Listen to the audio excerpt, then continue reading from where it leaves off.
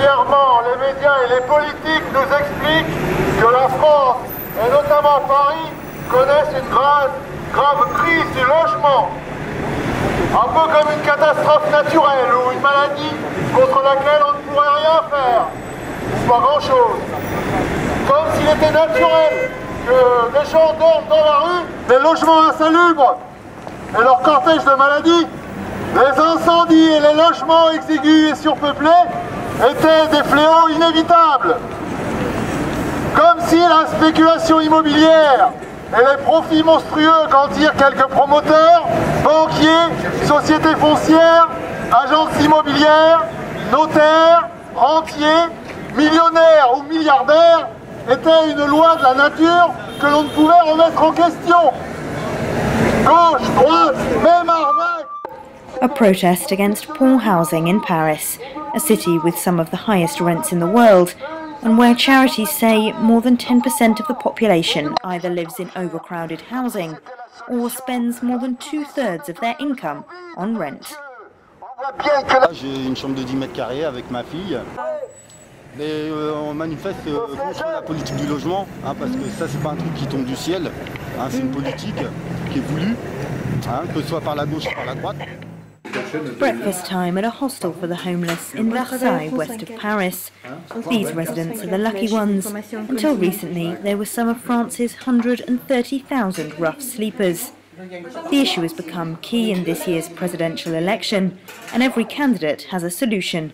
Socialist François Hollande wants to legally cap rents, while President Nicolas Sarkozy wants to change planning law so that you'll be able to build 30% more housing on your land. Habitat for Humanity's France director Bernard Defer doesn't think any of those ideas will go very far in helping these people find a permanent home.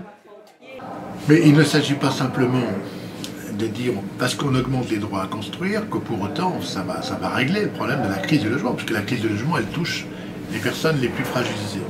Donc si sur un terrain, on construit 1000 mètres carrés, et que demain on construit 1300 mètres carrés, il faut que les 300 mètres carrés supplémentaires ne soient pas affectés naturellement du prix de la charge foncière qui a été retenu, parce que sinon, en fait, on ne gagne rien sur un logement qui permettrait d'être éligible aux financements très sociaux. C'est-à-dire que sur la question en fait des loyers, il faudrait plutôt en fait, dans la perspective d'ailleurs en fait de François Hollande, il parle plutôt d'un moratoire sur les loyers, c'est-à-dire de faire une pause. Je crois que cette pause elle est absolument nécessaire, parce qu'on voit bien que la rupture est tellement forte, enfin on vient de l'évoquer, entre le montant des loyers et le montant des ressources, que s'il n'y a pas ce moratoire, on va aller où? Claudine has been here for 5 years, since she lost her job and her home. Ici, bon, je ne peux pas dire que je suis chez moi, parce qu'ici, bon, on peut pas loger, on peut loger personne. Il faut respecter le règlement, les horaires, tout ça.